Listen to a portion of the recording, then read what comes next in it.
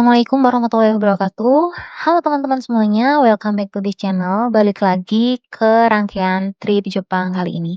Nah, teman-teman jangan lupa subscribe channel ini dulu nih, biar nggak ketinggalan keseruan untuk video rangkaian first trip kita ke Jepang kali ini. Nah, di awal tadi waktu kita flight dari Jakarta ke Narita itu udah disambut sama first snow ya, bener-bener magical banget. Waktu kita landing tuh berasa kayak unreal banget, Masya Allah, lihat hujan salju pertama kali. Dan kerennya lagi nih, walaupun kita landing di kondisi badai salju, proses landingnya di ANA ini tuh tetap smooth dan aman ya. Jadi emang bener-bener top tier sih untuk maskapai ini. Nah, kita tadi setelah ambil bagasi di Narita, kita ini akan lanjut ke flight domestik ANA NH2177 dari Tokyo ke Itami untuk landing di Osaka. Nah, untuk flight-nya sendiri sekitar 1 jaman aja, jadi lumayan cepet. Kali ini kita ambil flight di sore hari ya, jadi nanti kemungkinan sampainya tuh di sekitar waktu maghrib. Nah, untuk kita mau naik ke pesawat domestiknya ini tuh disediain shuttle bus ya. Jadi setelah kita boarding, kita langsung masuk ke shuttle busnya dulu, nanti tanpa gerbarata untuk naik pesawatnya. Jadi kita langsung masuk pesawatnya tuh dari luar. Jadi kalau misalkan teman-teman waktu transit di Narita, terus lanjut misalkan ke Sapporo ataupun ke Osaka, itu jangan lupa siapin waktu transit minimal 2 sampai 3 jam. Jadi biar nggak terlalu rush ya buat ambil bagasi, imigrasi, terus habis itu pindah terminal. Walaupun sebenarnya nih sama-sama terminal 1, tapi cuman beda sisi aja di utara sama selatan kayak gitu. Nah, pro tipnya lagi nih, kalau misalkan teman-teman datang ke Jepang, jangan lupa isi visit Japan Web sebelum berangkat. Nah, ini ada sedikit tutorial gimana sih cara isi Visit Japan Web ya. Mulai dari kalau misalkan teman-teman udah punya akun, bisa langsung login. Kalau belum punya, bisa sign up dulu terus sampai ke verifikasi email. Nah, di sini bisa langsung mengisi data-data yang tertera. Mulai dari details, ini misalkan dari yang prosedur kategori, tax free, dan lain-lain sampai ke bawah. Terus setelah itu paspor details, bisa isi mulai dari nomor paspor, nama, dan lain-lain. Kalau udah semua, bisa lanjut ke detail data. Ini ya, kalau misalkan ngajak keluarga ataupun teman, detail datanya tuh bisa diinput di sini. Bisa maksimal hingga 10 orang ya, 10 member diinput di sini. Nah, terus selain itu juga mengisi data-data kapan sih keberangkatan sama tanggal kepulangan. Terus habis itu tempat tinggal pertama kali yang ada di Jepang itu juga diminta untuk diinput di sana, kayak gitu. Terus data-datanya sampai bawah diisi semua, udah selesai, nanti akan muncul QR code yang bisa langsung di-scan saat sampai di imigrasi gitu. QR code customs ya. Nah, setelah itu nanti kalau misalkan teman-teman udah selesai imigrasi, bisa langsung melanjutkan ke flight selanjutnya, misalkan ke flight domestik ke Osaka ataupun Sapporo, teman-teman udah nggak perlu imigrasi lagi, jadi imigrasinya itu cuma sekali waktu di Narita ataupun Haneda.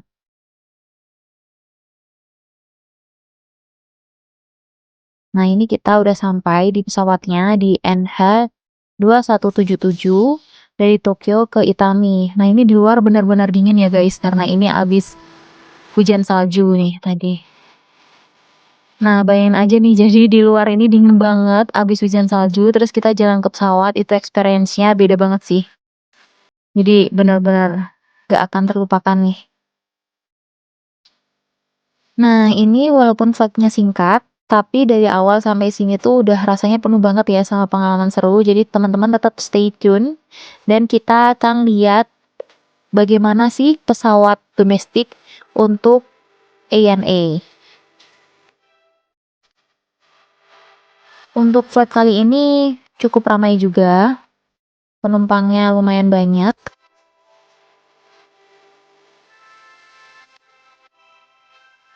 Nah, untuk kali ini kita juga duduk di window seat ya. Nah, ini untuk business class-nya. Legroom-nya luas banget. Nah, sekarang kita akan menuju ke seat kita di 22J dan 22K. Nah, untuk bagasinya ini juga luas banget, bagasi kabin ya. Nah, ini kita udah sampai ke seat kita.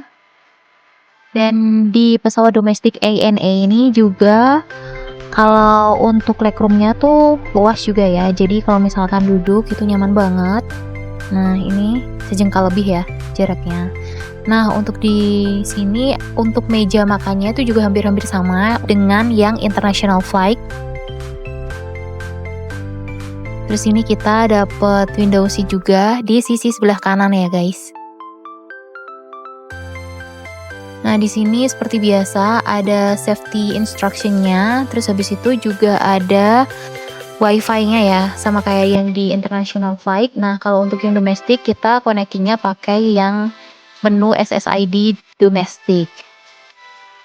Jadi enaknya kalau di ANA ini ada layanan Wi-Fi-nya dan itu kalau nggak salah text only aja ya. Nah, ini untuk safety instruction-nya. Nah, kalau untuk in-flight entertainment di bagian kursinya ini nggak ada ya. Jadi nanti kita tunjukin ada di sebelah mana.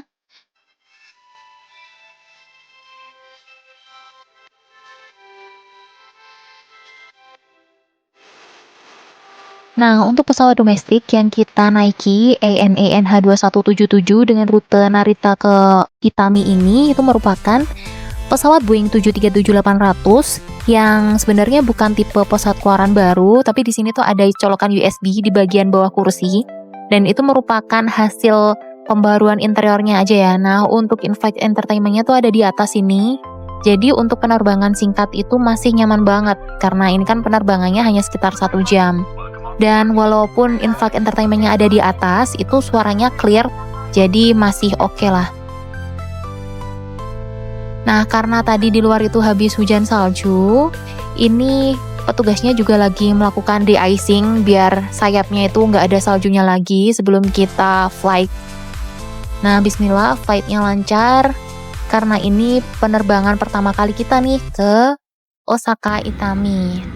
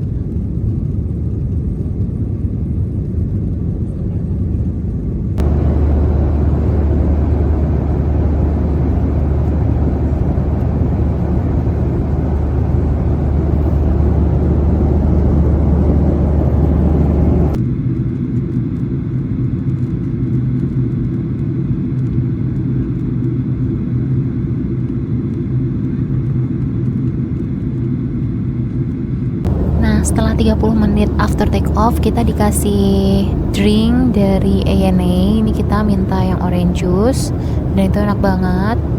Nah, sebentar lagi kita ini udah mau sampai ya di Bandara Itami Osaka. Udah kelihatan lampu-lampunya di bawah, Masya Allah.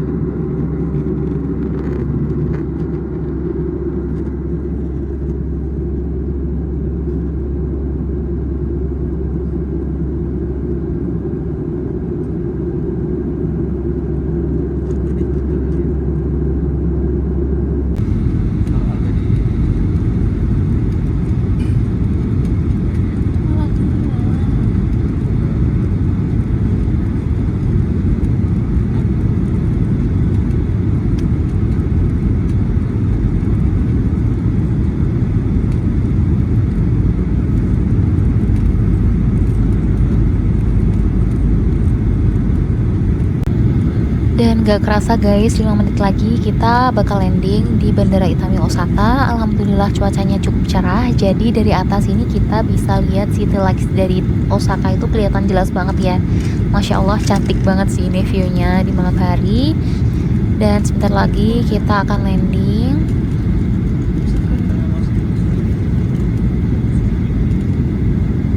Ternyata Osaka itu crowded juga ya. Kalau misalkan di Indonesia itu mungkin sama kayak Surabaya lah kayak gitu.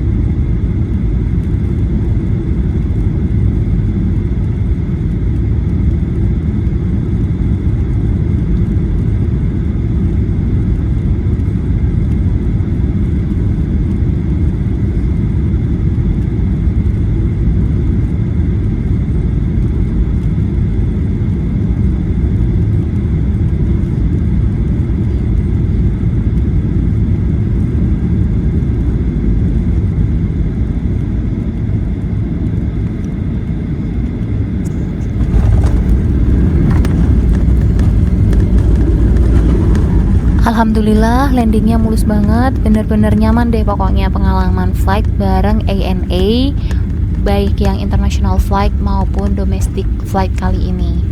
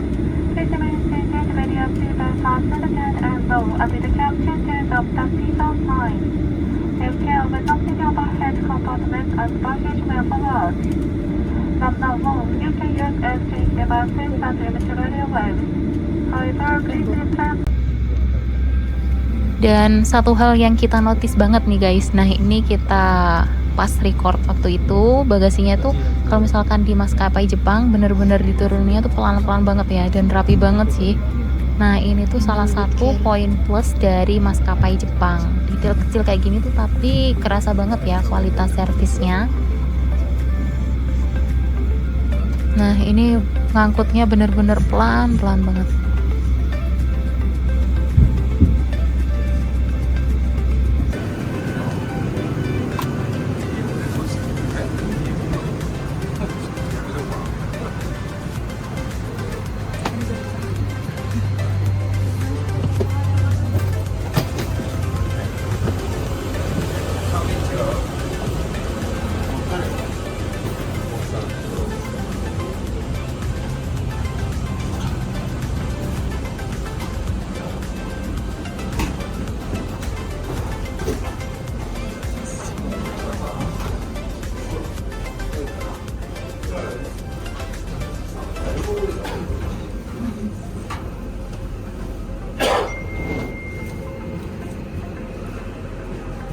Nah, setelah